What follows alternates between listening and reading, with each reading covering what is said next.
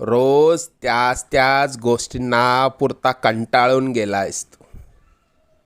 अजून किती दिवस सोसावं लागणार हाच विचार तुझ्या डोक्यात असतो ना.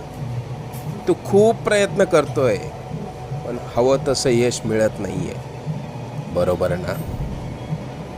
आम्ही सर्व जाणतो. लवकरच तुझ्या रडक्या भाग्यात सुखाचे सोन्यासारखे दिवस येतील. आम्ही सदैव तुझ्या आणि कुटुंबाच्या पाठीशी उभे आहोत. तुला जेव्हा आमची गरज वाटेल मनापासून हाक मार, आम्ही नक्की येऊ.